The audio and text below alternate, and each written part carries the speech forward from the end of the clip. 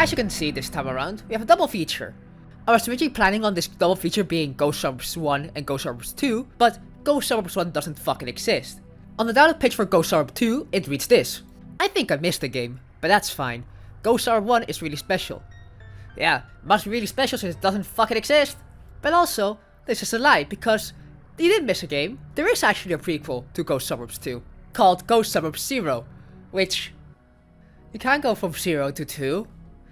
Anyhow, Ghost Suburbs 0 since that's the prequel. I'm only playing this because it's a prequel for Ghost Suburbs 2. Both games were developed by Carrion Blue. I went into playing Ghost Suburbs 0 knowing literally only that it's a prequel to Ghost Suburbs 2.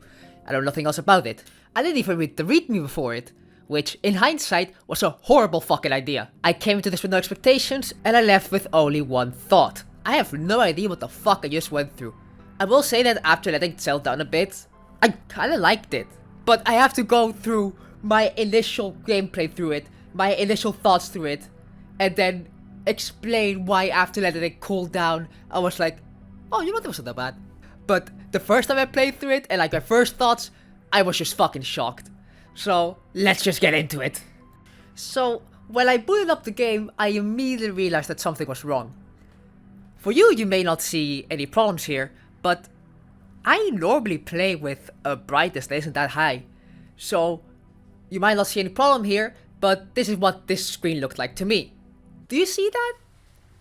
Me neither! This isn't a still image. It's supposed to be fucking flickering over the option. And even at full brightness, you can still barely fucking tell. So yes, I played most of the game not knowing what the fuck I was suffering over. So for the entire game, I had to count how many button presses I did so I knew what the fuck I was suffering over. I know that's a personal issue, but still, with normal brightness, it's barely visible. So if you play with low brightness, you will not see shit. I'm sorry, you will not see that. And you won't see something else, which I'll mention later. But for now, let's actually get into the fucking game. This story follows the character of May.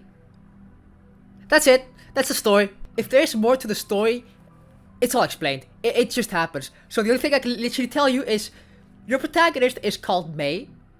You get in an elevator. Ghost Suburb.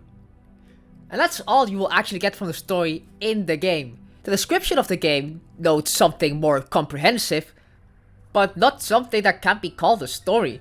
It just happens. So let's take this as an arcade game, where there's no actual story or there's no focus on the story, and it's just all about the gameplay. Which, in that case, you get a pretty interesting exploration game in the way it's done. Where, if you go in knowing nothing, like me, it's just you exploring this suburb? Is this a suburb? I don't know what the fuck counts as a ghost suburb, but I would call this a ghost suburb. Eitherhow, if you go to this game blind, you will have no idea what your goal is. And for me, I just knew that I just had to explore around and see what continued stuff. Which is probably the best way to do an exploration game. At some point you're gonna get a gun, and you're like, oh, cool, I have a gun now.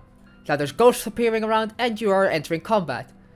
I do want to say it's kind of funny how when you pick up a handgun, you now also have the skill shotgun shot. The ATF would shoot you on sight if they saw you with this gun. The combat system in the game is very simple, you know, it's the same old RPGmaker combat. But this time around, you have a gun. And with a gun comes limited bullets. Unlimited bullets! Which at the start, I just thought was a nice style choice. But no, you actually have limited bullets. Every single skill takes a set amount of bullets. And when you run out, have fun, because you're gonna have to watch yourself die slowly in real time. Because you can't escape, and you can't make it go faster. So, when I counted out for the first time, I thought like, oh, maybe I'll just try to escape or something. Nope, I'm here sitting now, slowly watching myself die, just waiting. I should have used shotgun shot, especially since it doesn't do more damage than the fucking normal shot. Whenever you're in a menu, like a skill menu, time will not pass. The second you're out of the skill menu, time will fucking move normally. So, here you are sitting waiting till you fucking die because you can't do anything else. Don't make this fuck up like I did. Once you die, you just go back to the menu. Unceremoniously, and yeah. You fucked up. Retry. There are no save points, no continues, back from the start. So yeah, that's the combat of this game. Kinda punishing. But a way to counteract that is just going around grabbing these boxes that contain more bullets, or just completely avoiding combat as much as possible. Don't run to the ghost. So at that point you realize, hey, maybe I shouldn't bother with the combat. Let's go back to exploring. Here's me going back around the area. And look how funny this is. Yeah, cool, I love fucking randomly going to a hole and dying. You know what that means? Start from the fucking start again. So this time, let's actually make some fucking progress, shall we? There's two main methods of exploration. These holes in the wall that will teleport you at random, or actually walking around. For now, let's just take a walk around. So here you go down the stairs into the second floor. And with that, there's something very important about this game. There are a lot of just random fucking dead ends that lead to nowhere. For example, look at this one. Most of the rooms in this game are just red herrings. After a long time exploring and being completely fucking lost, not knowing what the fuck is happening, I realized something. When I entered this room, I slowly walked around and realized, hey, what's in the top left corner? Because there was definitely something there. But what I see is a fucking timer counting down. It's something I haven't mentioned because I didn't know going in, but it says in the readme. This game is on a timer. You have 15 minutes to beat it. Which apparently was in the corner the entire time, but I couldn't fucking see. So while I was walking around, I realized, you know, that timer should have run out by now. And it did, I instantly fucking died on the spot. You know what that means? Back from the fucking start. But before I died, I actually made some progress, because I realized what the fuck I had to do. You see this elevator? You see those holes? You gotta fill those up. Around this map, there are 4 seals. I don't know how to pronounce those names, so I'm not gonna pronounce them, but there's like 4 seals. These are very specific locations that you have to reach before the time limit runs out. And that's pretty much the goal of the game. Go around this maze of a map while trying to find these seals before the time limit runs out and you die. Also try not to die to any ghost or any cheap traps. I think that for 2 seals is like done fine, but the puzzles attached to getting some of the seals, plus 1 seal just being stuck behind the RNG maze of, I hope you remember correctly the directions you have to go in, kinda fucking sucked. I gotta be honest, for the last seal that I had to find, I just lucked through it by going through one of the portals, which you can do. These portals in the wall will teleport you to any random location. If you get lucky, you get teleported right in front of a seal. So my gameplay was, I remember where 2 of these seals were, I'm just gonna go walk to those, and for the rest, I'm just gonna try to teleport to them, which fucking worked. And with that, I can finally see the ending to this game. So after you get all the seals, you put them in the holes, the elevator turns green, and now you can escape. Or that's at least what it would lead you to think. When you actually get to the other side of the elevator, you see a big summoning ritual, or at least a big summoning circle. You can interact with one of the NPCs which tells you that it's your time and only you can do this. When you walk over the eye, your character of May decides that the floor needs a paint job. With that, the screen fades to black, and the credits roll. What was the point of this? Don't think that too fast, because you actually just got the bad ending. The true ending is you having to fight a random enemy, which will then drop a sacrificial dagger. Use the sacrificial dagger during the summoning ritual, which then leads to an after credits scene of your character waking up in an unknown place, and her eyes turn red. And then the credits roll. This still means fucking nothing to me, because there's no actual story. And since there's no actual story, I can't really, in good faith, rate it higher than some games that have actual story put into it. I can rate it above games that have either a bad story put into it, or no story put into it. But for me to try and say that this is something better than Tales of Drunken Paladin's effort put into its passion project would feel off to me. That's it. I still really fucking like this game. Let me explain. When I originally beat this game, I really felt like I just wasted my time. But after thinking about it, and just solely focusing on the gameplay of this, I realized it was kind of fun actually.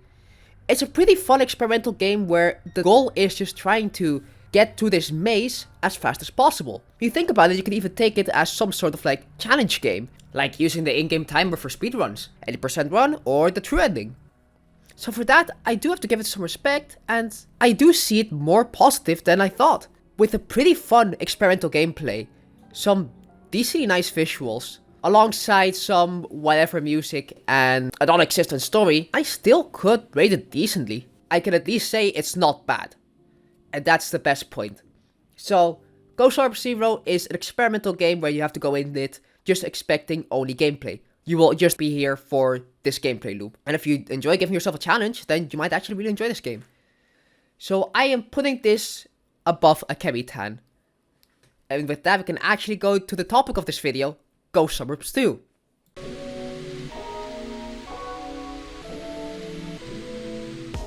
Ghost Suburbs 2, or Ghost Suburbs I, is the game I enrolled and should have been covering before I got distracted by its prequel. Whoops, The only thing I knew going into it was the name of the game and that the prequel had actually no story at all. So I was basically going into this blind. And unlike how I went to the Ghost Suburbs II explaining my entire experience with it, because of how surprised I was with it, I'm going into this bluntly. This game starts off really bad. Like the first 3 days, I felt really no enjoyment playing this. But during day 4, I guess I felt that I was too deep in and had to finish it. In the end, I did not enjoy this game and I didn't have fun with it. I get the aesthetic it's going for, but it's not well done. I will start with positives on the game because I feel like otherwise I may be too negative with it. The music is fine. I don't think there's anything particularly great, but none of the songs were bad, and they all went along with the feeling of the game. The art style is actually really neat. I like the character designs and a lot of the drawn art has a pretty unique and fine looking style. That's sadly all of my positives. I really don't have much else that stood out to me as things that I particularly liked. So let's get into the things I didn't like. Number 1. This game is one of the least appealing games to look at. Which I know sounds like a contradiction when I said that the art style is good. The art style for the CGs are good.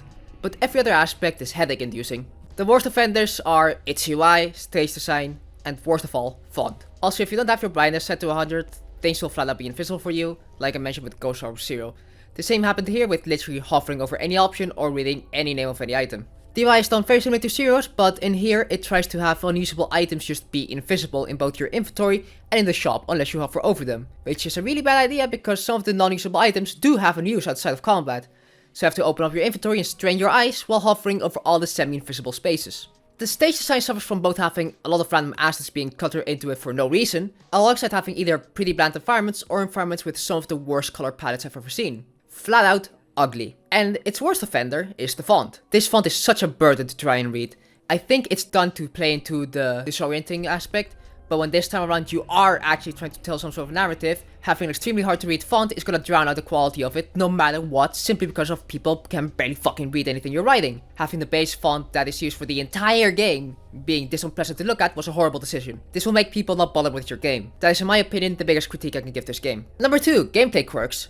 There are some stuff in the base gameplay of this that is unique, but not good. Some of it I'd even call bad. There are 2 gameplay quirks that I want to point out just because they left an extremely bad taste in my mouth. The first one is that for the first 3 in-game days, you can't access your menu, so that's a decent bit from the start. Or at least, the menu button doesn't work and you can only access by talking to a specific NPC, which it is only done for a limited time, so in hindsight I don't think was that bad, but when going through it, it felt completely unnecessary and just a hindrance. Due to you not being able to open the menu, this means that you can't save at will, which for most games isn't that bad since there are specific save spots. Same goes for this game, but it also means you can't open your inventory at all outside of talking to these specific NPCs in its set place. So let's say that while walking around you get into a random encounter. Quick mention, it is the basic combat with no new positive additions. You actually get your shit pretty rocked. Want to heal? You're gonna need to get into another random encounter to open your items to actually use them, because you can't use any items while walking around. This puts you at risk of entering another random encounter where they get some chip damage before you can act and you instantly die. Which when that happens, it might tick you off, especially since there's no reason for this to be the case. I personally don't think that this addition of not having a menu for set time was a good one. The only thing it does is add more to its narrative of your PDA system is broken and you need to replace it. But this being put into the game by you not being able to use the basic menu does make it feel way harsher than it needs to be. And it's gonna take a bit before you do get it repaired, and you will get a lot of random encounters and bosses before you can finally have some sort of menu. I would prefer it if it just made you unable to save, but still lets you use the inventory. Since in combat, you're gonna need to spam the item menu so you can actually heal quickly. And you're also gonna need to be lucky to realize that you actually do have any healing items, since you can't check at any time. That's the first gameplay quirk which I didn't like. The second quirk was a combat related one. Your MP is tied to a hidden system, which you will not be informed about. Or at least you won't be informed about directly. Maybe it's mentioned in a metaphorical way, but I wouldn't have been able to tell. Once the MP of your characters drop to a certain threshold, there will be a random chance for your characters to enter a breakdown state, where they will forcefully skip turns, which can only be treated by recovering MP. This is infuriating and unnecessary. Basically, with you not being able to use MP recovering items outside of combat for a decent bit at the start, you could enter another fight and instantly have a bad RNG roll and not be able to act. This is a harsh setback, and I think it's emphasized more since even later in the game, you may level up and get a bit more max MP, but the MP usage of the skills also scales with your level for no reason at all. Cool! Thank god I leveled up to get 4 more points of MP while making every single skill now cost 1 more. This mechanic should have completely been removed from the game, since I personally don't think it even adds anything narratively, and it only drags you down and is just a hindrance. And with that will lead to my last point, the story. And there's gonna be another case of me just fully summarizing the story, so like always, I've had timestamps down below so you can skip this segment. If you want to try to go into this game, go to this game's story blind. With that out of the way, let's get into it. You play as a nurse named OK. It's implied that this isn't her actual name and just a name that was granted to her due to convenience. You find out that she's an insomniac and clearly suffering from her lack of sleep. Her initial goal is to try and get whatever sleep is possible. She's joined by a floating eye named Gertrude that tells her that they aren't actually a floating eye and that you're just seeing things. One day, while talking to a coworker, another nurse walks in, infected with some sort of monster. You and Gertrude beat this monster and now you have to go on a journey to find out what the fuck is going on, and hopefully get some sleep. Which is an interesting premise, and it ends up going really into the surreal nature of it, and it makes sense why it could be so surreal, since you are kinda implied to be fucking mentally losing it. The real story only starts developing after the first initial half, and it's not one that I can really sing its praises for. Around day 4 or 5, you learn that the hospital you are working for was way sinister than you thought, and is actually handling some sort of human experimentation. Basically, just think of Umbrella Corporation for Resident Evil. You later encounter military personnel who have the mission to exterminate all witnesses. Of course, you overpower them when Gertrude somehow takes over your body. Quick mention, there's one soldier that runs away from you and you have to painfully chase around. When you catch him, you get the option to either spare or kill him, which is just a cheap way to have an ending split. From here you enter the main hospital, and the last remaining days are you taking a trip down memory lane and pretty much a big lore info dump. And from my understanding, which it was really hard to piece this one together, it goes like this. One day, OK is approached by a man named Dr. Leeds, who offers her a position in his highly ranked hospital in exchange for sexual favors. Being uncontent with her current lifestyle, she accepts the offer. Following this, she gets a job at the hospital. One day you're approached by the wife of the doctor, who turns out to be Gertrude, wow, she really wasn't as she confronts OK on being the doctor's mistress, and she starts abusing her for it. After a while, OK and Dr. Leeds are handling one of their highest priority patients, but Gertrude manages to sabotage this in a very particular way I will mention later, and it leads to the brain death of this patient, whose name was Sleep. So from there starts your world twisting with the insomnia metaphoring and all the bad events evolving afterwards. After you gain these memories, you have a boss fight with Gertrude where it ends up that narcolepsy and insomnia are actual physical manifestations, which are responsible for OK not being able to sleep, the monsters attacking, and the operation on Sleep going wrong. For some reason? After that happened, I did get confused, I am not going to lie. So, for the next part, I had to look up a little bit online to know what was actually happening. After this fight, you apparently wake up. It was all bad nightmare caused by Gertrude. And here's where the ending split comes in. Bad end, you wake up to Gertrude choking you and ends up killing you. In the good end, you escape Gertrude trying to choke you. And from what I pieced together, is that you later encounter her, she says, "What the fuck?" right before getting her fucking brains blown out. The military guy that you spared comes up to you and tells you that they're evacuating everyone to a safe location. The end. What? So, what apparently happens, if I go by TV Tropes retelling, is that OK went up to Gertrude and shot her in the head. Which, aside from these two lies, which do imply some sort of malicious intent, that's not what I pieced together at all. I thought that a military guy shot her in the head, or at least that's how I pieced it together, since she gets her fucking brains blown out, and 2 lines later, the military guy that you saved in your dream shows up. I think with this I can say that the problem narratively is it's almost impossible to differentiate what is supposed to be taken as face value and what should be taken as just nonsensical. During the entire game, you are suspending your disbelief to make sense of this world, but then out of nowhere, they tell you, hey, snap out of it, this is all just a bad nightmare and none of this is real. What we are about to tell you is the truth. And then when you are told the truth, it sounds as nonsensical as the world you're already in, with a lot of things that you are taking at face value also being mostly metaphorical. But it does not try to draw a line between what you should take at face value and what you should take as a metaphor. And if we were to take everything metaphorically, then some things wouldn't start to make sense. So for example, if you take all of the flashbacks as OK just completely having lost it, and this world, by this world I mean the real world from the flashbacks, being an illusion because of some metaphor, then when you get to the part of the military personnel being real, you're like, oh, the military personnel are real, so OK was part of a secret experiment hospital, since otherwise there wouldn't be a private military force at the fucking secret hospital. And what are those secret experiments? Well, the flashback said it was human experimentation, and it has to be something taboo since it's kept a secret and under private military. And that something went wrong. Well, what did go wrong? Well, the other flashback said that Gertrude used magical powers, and in the previous flashback something was clearly wrong with OK. From there you go down a slippery slope of saying, oh, everything is actually real, when there is one scene which I think should just be taken as a metaphor. But since you already said, okay, this is real, this is real, this is real, this is real, you can't yourself draw the line, and the game won't tell you where to draw the line. But for a RPGmaker game from 2013, made by a person who previously hasn't made anything big narratively with Ghost Sub-Zero, I think I'm giving it too much credit of it being that smart. Which means that everything in the flashback should be taken at face value, which means, okay, did exchange sexual favors for a position at a secret hospital conducting experimentation on people, which also means that Gertrude was actually a witch who then actually ended up cursing okay with narcolepsy and insomnia, making her fail one of the experiments, leading to the brain death of Sleep, who then ended up making Dr. Leeds turn into a monster and everything going wrong. How, you may ask? I don't know. I really just thought that this ended up being more nonsensical, and with its all a dream ending, made me not really understand what the fucking point was. And I actually feel like there's a part that is kinda done in bad taste, since there are some scenes where a lot of mental trauma is implied. And for no reason, in the same room you get this flashback, there's just a random fucking clown in the corner. Remember when I mentioned that there are just random set pieces in the stage for no reason? That's one of them. Another example of things done in kinda bad taste is that for one of the bad endings where you get killed by the soldiers, okay apparently becomes a mantelpiece of demented sexual frustration and marred by violent tendencies. I don't even know what that's supposed to fucking mean, but it sounds edgy. But at least there was a connection to Ghost Sub-Zero. Randomly while going down and getting all these flashbacks, you encounter May. Look, that's her. You talk to her and she gives you an item and says that the Mothman told her to deliver it to you. You're about to face death, how are you so cool with it, blah blah blah, okay that's it, bye. That's the only connection to Ghost Sub-Zero. May gives you an item from the only interactable NPC from that game that had 2 lines of dialogue, and that's it. Wow, what a good tie-in that doesn't feel weird at all, since there was fucking nothing funny to this. And if this was all just a dream, why the fuck is May here? Why is she talking about the Mothman? It doesn't mean anything except for a loose connection, and at most I'm just taking this as a reference. If I had to compare this, I would compare this to a Kemi-tan.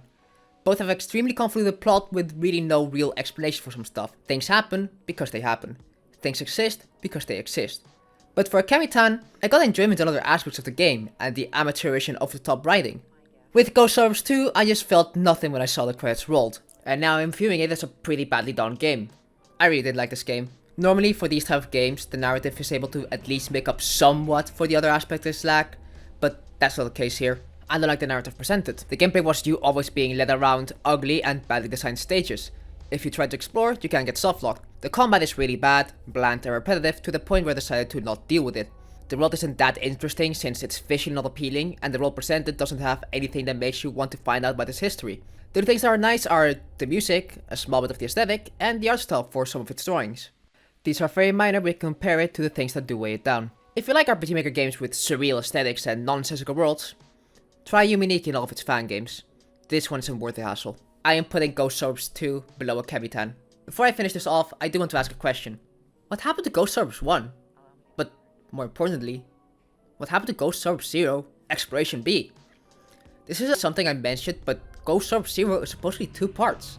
The first part is what I played through, and there's supposed to be a second part called Exploration B. What I was able to find was a version of A, which is called the contest version, which appears to be a bit more of an unpolished version sent for a Halloween contest. But aside from that, I cannot find any footage or any documentation of Exploration B ever existing, aside from the page of Ghost Suburbs 0 mentioning it. For Ghost Suburbs 1, I flat out think the mention of them skipping a game and how special the first one was is just done as some sort of quirky joke. But for Exploration B, it does seem to me like it was supposed to be real. Are both of these pieces of lost media, or were they just never developed? Since it's been a decade since these games released and the developer has moved on to other stuff, I don't think those projects will see the light of day. Anyhow, on to the next game. Yeah, I just played through Ghost Suburbs 2. Let's spin the wheel. I fucking hate how every time I fucking roll this wheel I have to edit in the music. Oh no! Oh no! Oh, that's a bad trip down memory lane. Okay. Fuck.